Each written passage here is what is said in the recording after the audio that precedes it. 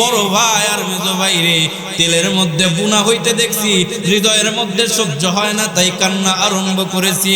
কিন্তু কসম ওই আসমানের মালিকের, দুই ভাইয়ের রূহ যখন আসমানের দিকে যাইতেছিল, তখন দুই ভাইয়ের রূহ আমারে ডেকে ডেকে বলেছে, ও ভাই খবরদার ধৈর্য হারা হইও না, ঈমান বিক্রি কইরো না, কারণ যদিও সামনে দেখো তেল, কসম আল্লাহ এইটা তেল না, বরং করার মধ্যে আল্লাহর জান্নাত দেখতে পারবা।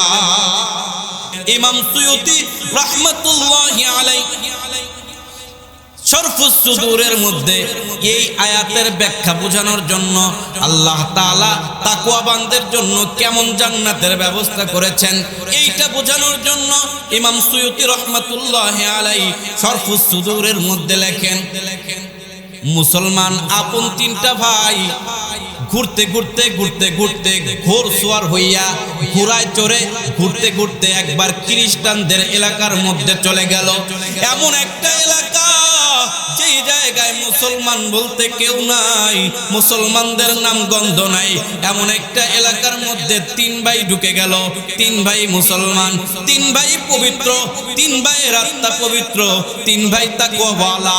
ঘোড়ায় চড়ে চড়ে যখন ওই এলাকার মধ্যে চলে গেল, যেই এলাকায় কোনো মুসলমান নাই, সবাই খ্রিস্টান, সবাই খ্রিস্টান, একজনও ইমানদার নাই, ওই এলাকায় তিন ভাই যখন ঘোরসওয়ার হইয়া গেছে, বাচ্চা দূর থেকে ওই তিন ভাইয়ের দিকে তাকায়া দেখে, চেহারায় বলে এরা খ্রিস্টান হইতে পারে না, চেহারায় বলে ওরা আমাদের ধর্মের না, তাদের বেশভূষা স্বভাব চরিত্র দেখে মনে হয় ওরা অন্য ধর্মের লোক। কারণ যার মধ্যে ঈমান থাকে তার চেহারা দেখলে বোঝা যায় এই লোক ঈমানদার, ঠিক না? লোকটা যদি কালো হয়, ভিতরে যে তাকওয়া আছে, তাকওয়ার নূর তার চেহারার মধ্যে ভেসে ওঠে। লোকটা যদি তাকওয়াবান হয়, কালা মানুষটার চেহারাও দেখতে ভালো দেখা যায়। ওই যে তিন ভাই যে গেছে, ওই তিন ভাইরে দেখেই মনে হইতেছে, আহারে এই তিন ভাইয়ের চেহারা দেখা মনে হয় এরা ইহুদি না, এরা খ্রিস্টান না, এরা বুঝি অন্য ধর্মের লোক, এদের মধ্যে নিশ্চয়ই কোনো কিছু আছে। বাচ্চা উপর থেকে দেখা এবার লোক পাঠায় দিল, যাও যাও ওই যে যেই তিনটা লোক ঘোড়ায় সোয়ার হইয়া আমার রাজ্যের মধ্যে ঢুকলো, ওদেরকে ধরে আনো। বাচ্চার আদেশ শোনার পর লোকজন সব যাইয়া হাজির হইছে। ওই যে তিনটা লোক ঘোড়ায় চড়তেছিল, মুসলমান না কাফের? বলেন বলেন, ওই তিনজন মুসলমান না কাফের? মুসলমান, মনের মধ্যে ঈমান, মনের মধ্যে ঈমান। ওই তিনজনের কাছে যাইয়া বাচ্চার যত লোকজন ছিল তারা ওই তিনজনকে ধরে এনে বাচ্চার সামনে দাঁড়া করছে। বাচ্চা এবার ডেকে ডেকে বলে, ওগো তিনজন, তোমরা কোথা থেকে এসেছো? কি তোমাদের পরিচয়? দেখে তো আমাদের লোকদের মতো চেহারা তোমাদের দেখা যায় না, চেহারার মধ্যে কেমন জানি একটা মায়াবী মায়াবী ভাব, কপালের মধ্যে কেমন যেন কালো কালো চিহ্ন, আরে মনে হয় কপাল থেকে কেমন আলো বের হইতেছে। কি তোমাদের পরিচয়? কোথা থেকে আসলা? মুসলমান তিন ভাই জবাব দেয়, আমরা তিনজন মুসলমান, আমরা তিনজন এমন জায়গা থেকে এসেছি যেখানে কুফুরের কোনো আনাগোনা নাই, তিনজনের মধ্যে পরিপূর্ণ ঈমান, আমরা তিনজনই ঈমানদার। বাদশা বলল, কিন্তু তোমরা এখন যেই জায়গায় এসেছো এই জায়গায় কোনো ঈমানদার নাই, এই জায়গার সব মানুষ অমুসলিম, সব মানুষ ইহুদি। আমার এলাকার মধ্যে যেহেতু ঢুকে পড়েছ, আর কোনো সারাসারি নাই, এখন তোমাদের তিন ভাইকে ইহুদি হইতে হবে। বলেন, তিন ভাই এসেছিল মুসলমান না ইহুদি? ঢুকছে কি মুসলমানদের এলাকায় না ইহুদিদের এলাকায়? ইহুদি বাচ্চা বলে, আমার রাজ্যের মধ্যে যেহেতু ঢুকে গেছ, সারাসারি নাই, এখন তোমাদেরও ইহুদি হইতে হবে, না হলে কিন্তু আমি আমার রাজ্য থেকে বের হইতে দিব না। তিনজন যুবক চোখের পানি ছেড়ে দিয়ে বলে, বাচ্চা, ও বাচ্চা, আমাদের জীবন যাইতে পারে, এমন এক আল্লাহর উপরে ঈমান এনেছি, জীবন দেওয়া যাবে, তারপরে ওই আল্লাহর প্রতি যে ঈমানটুকু আমাদের আছে, ঈমান কারো কাছে বিক্রি করা যাবে না, ঈমান দেওয়া যাবে না, জীবন যদি নিতে হয় জীবন নিয়ে নাও। বাচ্চা বলে, ও আচ্ছা, তোমাদের মধ্যে ইমানের এত গরম, দেখি কেমন ইমানদার তোমরা হয়েছ, দেখি কেমন ইমানের গরম তোমাদের, একটু পরীক্ষা করে দেখি। তিন ভাইকে লাইন ধরে দাঁড় করানো হলো।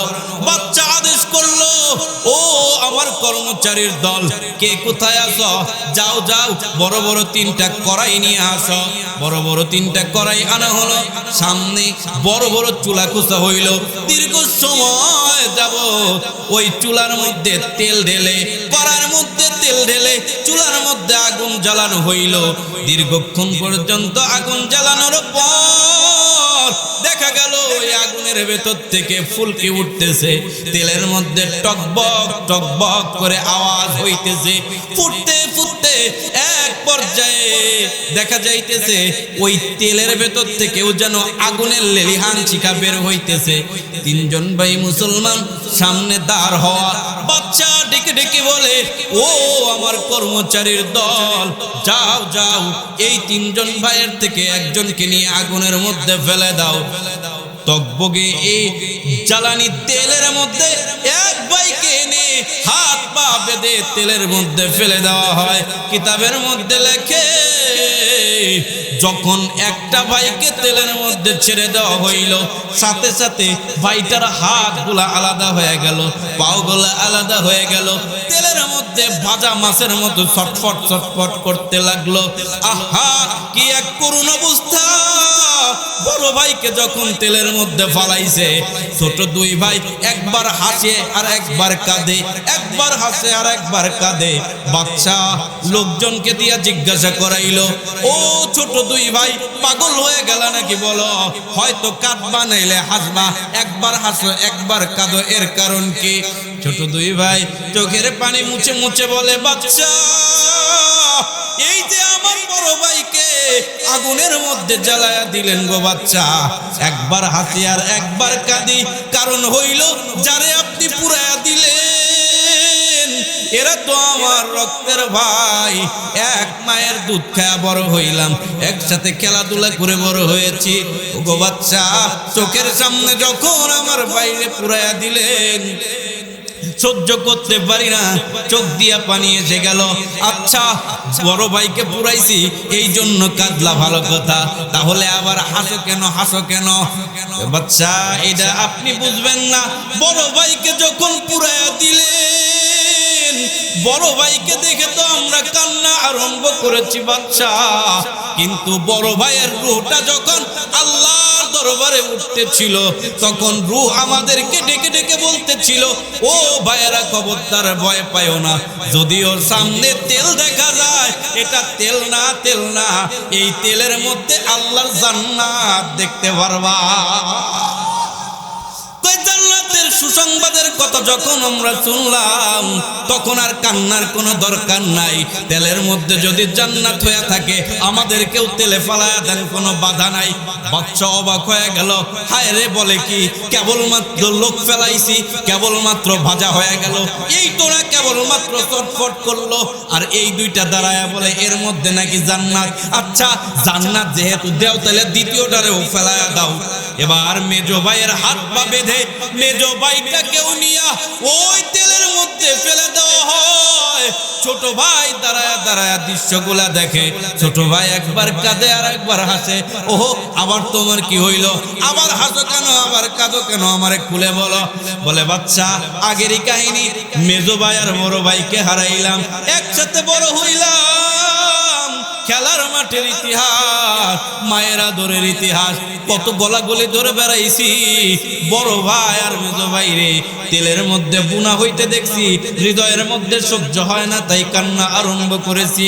কিন্তু কসম ওই আসমানের মালিকের, দুই ভাইয়ের রূহ যখন আসমানের দিকে যাইতেছিল, তখন দুই ভাইয়ের রূহ আমারে ডেকে ডেকে বলেছে, ও ভাই, খবরদার ধৈর্য হারা হইও না, ইমান বিক্রি কইরো না, কারণ যদিও সামনে দেখো তেল, কসম আল্লাহ,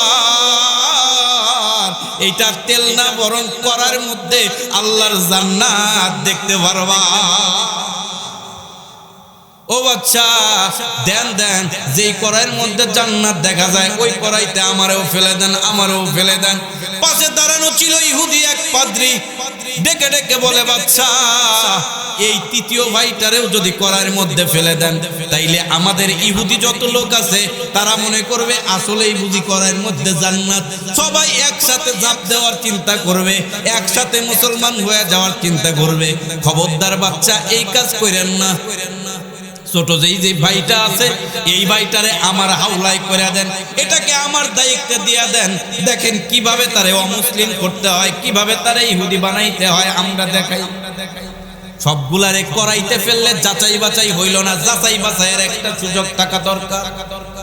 বাচ্চা এবার ওই ছোট যেই ভাইটা, ওইটারে ইহুদি পাদ্রীর হাতে ধরাইয়া দেয়।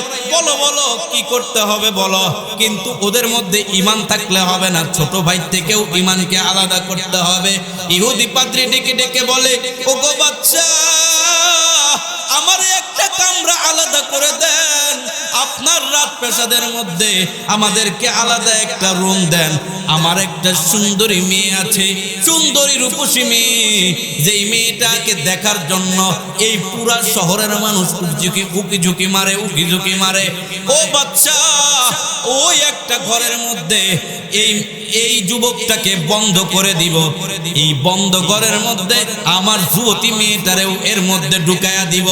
আহা, যুবতী মেয়েটার কাছে এই যুবক যখন কিছুদিন থাকবে, একদিন দুই দিন পরে এই যুবকের ঈমান এমনিতেই নষ্ট হয়ে যাবে।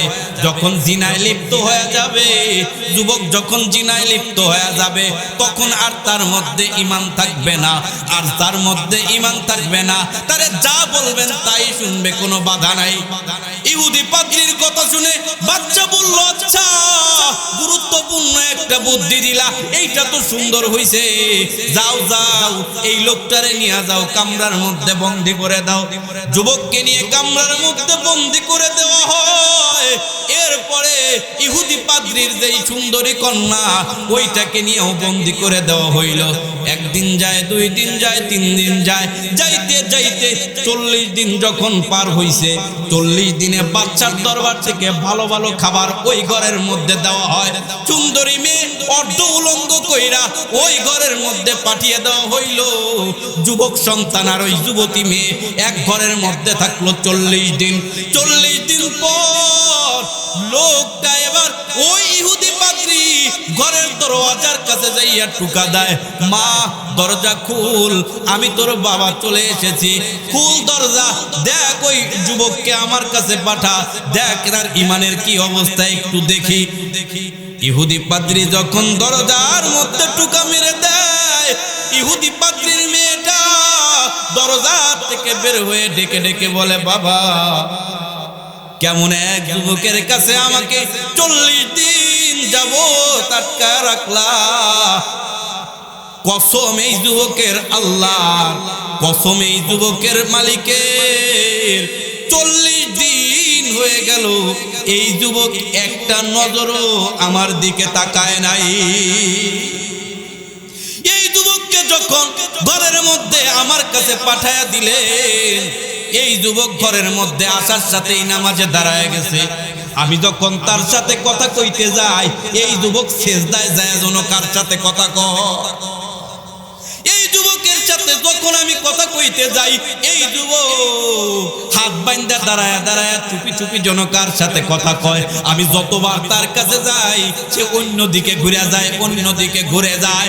আপনি এই যে মূল্যবান কত দামি দামি খাবার এই যুবকের জন্য এনে দিলেন, আমি এই যুবকের সামনে অর্ধলঙ্গ হইয়া এই খাবারগুলা যখন নিয়ে যায়, এই যুবক একবারও খায় না। আমি যখন যাই, ও ঘুরে অন্যদিকে চলে যায়। আমি বারবার চিন্তা করি, এই খাবার না খায়া বাঁচবে কয়দিন, খাবার না খায়া বাঁচবে কয়দিন। কিন্তু দেখি, ওগো বাবা, এই যুবক এতদিন খাইলো না, তারপরেও এই যুবকের শরীর নষ্ট হয় না, এই শরীর ক্ষুধার যন্ত্রণায় পড়েও যায় না। একদিন সারা রাত আমি দেখার জন্য বসে রইলাম, দেখি এই যুবক কেমনে খায়, কেমনে থাকে, তার জীবন বাঁচে কেমনে।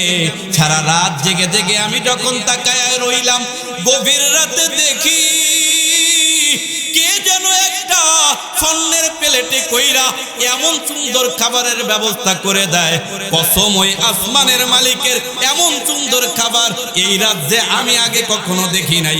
আমি ওই যুবককে জিজ্ঞাসা করলাম, যুবক কোথায় পাইলে এমন খাবার, যেই খাবার এই রাজ্যে আমি আগে কোনোদিন দেখি নাই? যুবক আমারে মুস্কি মুস্কি হাসি দিয়া আকাশের দিকে আঙ্গুলটা উঠায়া দিয়া বলে, হাযা মিন ইনদিল্লাহ, এইটা আমার আল্লাহ আমার জন্য পাঠাইছে। আল্লাহর দেওয়া খাবার খাইয়া 40 দিন যেই যুবক থাকলো, আমার মতো অর্ধালঙ্গী মেয়ের দিকে যেই যুবক তাকাইলো না, এই যুবকরে আমার 40 দিন নয়, 40,000 বছরও যদি এই যুবকের কাছে আমারে রাখেন, এই যুবকের ঈমান টলানো মুশকিল। কিন্তু বাবা, এই যুবকরে রাখানোর পর, এই যুবকরে আমার কাছে রাখার পর, এই যুবকের ঈমান টলাইতে না পারলেও এত সুন্দর চরিত্রবান একটা যুবক কেমনি জানি আমার মনের মধ্যে জায়গা করে নিয়েছে। কেনই যেন এখন আসমানের মালিকরে আমার সেজদা দিতে মনে চায়, কেনই যেন আমার এই যুবকের মতো সেজদা দিতে মনে চায়, কেনই যেন আমার এই যুবকের মতো তাসবিহ জপতে মনে চায়, কেনই যেন আমার এই যুবকের সাথে এখন থাকতে মনে চায়। বাবা কি করবেন জানি না, এই যুবকের সাথে আমারে আলাদা করে দেন। ইহুদি পাদ্রীর মাথায় নড়াচড়া শুরু করছে, কি করব, আমার মেয়েও যে এখন এই তালে তাল মিলাইছে, এইটা যদি বাচ্চা জানে তাইলে তো আমার মেয়েরেও তেল ফ্রাই করবে। দৌড় দিয়ে গেছে বাচ্চার কাছে, ও বাচ্চা, ওই যে যুবকরে 40 দিন পর্যন্ত ঘরে আটকায়া রাখলেন, ওই যুবকের অবস্থা খারাপ, ওর মনে হয় মাথার স্ক্রু ঢিলা হয়ে গেছে, ও এখন পুরুষও চিনে না, মহিলাও চিনে না।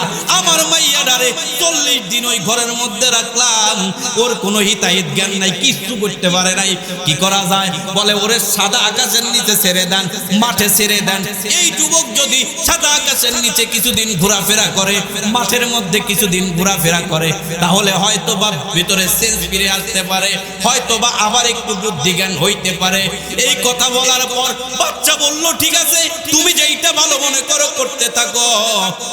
ইহুদি পাদ্রী এইবার যুবকটারে ঘর থেকে বের করে দিলেন, সাথে মাইয়াটারেও বের করে দিয়া বলল, যাও তোমরা পালাইয়া যে কোনো জায়গা চলে যাও, খবরদার এই রাজ্যের আশপাশেও যেন তোমাদেরকে না দেখি। দুইজন বের হয়ে যায়, যুবক আর যুবতী। আহা, ওই যুবক বের হইতেছে আর চোখের মধ্যে পানি, মরুভূমির মধ্যে চলে গেছে, দুই চোখ দিয়া পানি বের হয়। আল্লাহরে ডেকে ডেকে বলে, আল্লাহ চোখের সামনে জান্নাত দেখাইলেন, দুই ভাইরে জান্নাত দিলেন, কি দোষ ছিল আমার? আপনি আপনার জান্নাতটা কেন আমারে দিলেন না? দুই ভাই চোখের সামনে করার মধ্যে পড়ে জান্নাতে গেল, আমার কি অপরাধ ছিল আমারে জান্নাত দিলেন না? কাঁদতে কাঁদতে কাঁদতে কাঁদতে গভীর মরুভূমির মধ্যে যাইয়া ওই যুবক ক্লান্ত হইয়া ঘুমায়া যায়। মেয়েটাও দূরে যায় ঘুমায়া পড়লো। কিছু জান্নাতি পোশাক পরা দুইটা যুবক ঘোড়ায় চড়ে চড়ে আসতেছে। আয়েশা ওই যুবকের সামনে দাঁড়ায়, জান্নাতি যুবক ওই যুবকটার সামনে দাঁড়ায় বলে, ভাইরা, ও ভাই, ঘুমায়া ঘুমায়া কত সময় পার করবা, উঠো উঠো, একটু তাকায়া দেখো। যুবক ঘুমের মধ্যে, স্বপ্নের মধ্যে তাকায়া দেখে যেই জান্নাতি দুই যুবক ঘোড়ায় চইরা পাশে আইসা দাঁড়াইছে, এটা অন্য কেউ নয়, বরং যেই দুই ভাই করার মধ্যে পড়ে জান্নাতে গিয়াছিল, ওই দুই ভাই স্বপ্নের মধ্যে পাশে এসে দাঁড়ায় রইছে। ঘুমন্ত যুবক ডেকে ডেকে বলে, ভাইয়া, আপনারা না মরে গেলেন, আপনারা না তেলের মধ্যে বোনা হয়ে গেলেন, আপনারা এইখানে কেমনে আসলেন? দুইজন যুবক মুস্কি মুস্কি হেসে দিয়া বলে, তুমি কি জানো না, ওমাইয়াক্তালু ফি সাবিলিল্লাহ, এই যেই লোক আল্লাহর রাস্তায় কতল হয়ে যায়, যেই লোক আল্লাহর রাস্তায় জবাই হয়ে যায়, যেই লোক আল্লাহর রাস্তায় জীবন দিয়ে দেয়, ফি সাবিলিল্লাহি আমওয়াত বাল আহইয়াউ ওয়ালাকিন লা তাশউরুন, তারা কোনোদিন মরে না। আমরা তো করার মধ্য দিয়া জান্নাতে চলে গেছি, কিন্তু তুমি যে কান্নাকাটি করতেছো, খবরদার ভাই যুবক, কান্না কান্নাকাটি কইরো না, মন খারাপ কইরো না। আমরা তো একটা করে জান্নাত পাইছি, আমরা তো একটা জান্নাতের মধ্যে আছি, একটা জান্নাতের সুখ আমরা অনুভব করতেছি। কিন্তু ও ভাই, তুমি যে 40 দিন আল্লাহরে ভয় কইরা তাকওয়া অর্জন কইরা এক ঘরের মধ্যে ঈমানের পরীক্ষা দিয়েছো শুধুমাত্র আল্লাহকে ভয় করে, এই জন্য আল্লাহ তাআলা তোমাকে একটা নয় বরং একসাথে দুইটা জান্নাতের মালিক আল্লাহ তোমারে বানায় দিয়েছে। আল্লাহ তাআলা বলেন, ওয়া আম্মা মান খাফা মাকামা রাব্বিহি জান্নাতান, যে আমারে ভয় করে তারে একটা নয়, আমি আল্লাহ তারে দুইটা জান্নাতের মালিক বানায়া দিব। এইটা হলো তাকওয়ার মূল অর্থ হলো এইটাই, যে রোজাদার যে হবে আল্লাহ তাআলা বলেন এই রোজাদারকে আমি তাকওয়াবান বানাবো। ইয়া আইয়ুহাল্লাযীনা আমানু কুতিবা আলাইকুমুস সিয়াম, ও ঈমানদারেরা তোমাদের উপরে রোজা ফরজ করা হয়েছে, কামা কুতিবা আলাল্লাযীনা মিন ক্বাবলিকুম, যেমন তোমাদের পূর্ববর্তীদের উপরে ফরজ করা হয়েছিল। কেন? লাআল্লাকুম তাত্তাকুন, যাতে তোমরা তোমার আল্লাহকে ভয় করা শিখতে পারো, যাতে তোমরা তোমাদের আল্লাহকে ভয় করতে। আর ভয় করলে পুরস্কার, 1 নম্বর দুনিয়ার সমস্ত আপদ বিপদ থেকে আল্লাহ বাঁচায় নেয়। 2 নম্বর এমন জায়গা থেকে রিজিক আইনা দেয় যেই জায়গার রিজিকের কথা বান্দা চিন্তাই করেছিল না। আর মরার পরে পুরস্কার একটা নয়, একসাথে জান্নাত কয়টা। এজন্য আসুন, হুজুর চলে আসছে পাশে, দীর্ঘক্ষণ বসে আছে। আমরা সামনে যেই রমাদানুল মুবারক আসতেছে, রোজা রাখবো তো ইনশাআল্লাহ, এই যে এখন নিয়ত করে রাখবো, রোজার আগে যদি মারাও যাই আল্লাহ এই নিয়তের গুণে আল্লাহ সওয়াব দিয়ে দিবে। রাখবো ইনশাআল্লাহ। আল্লাহ তাআলা সবাইকে তৌফিক দান করে। আসসালামু আলাইকুম।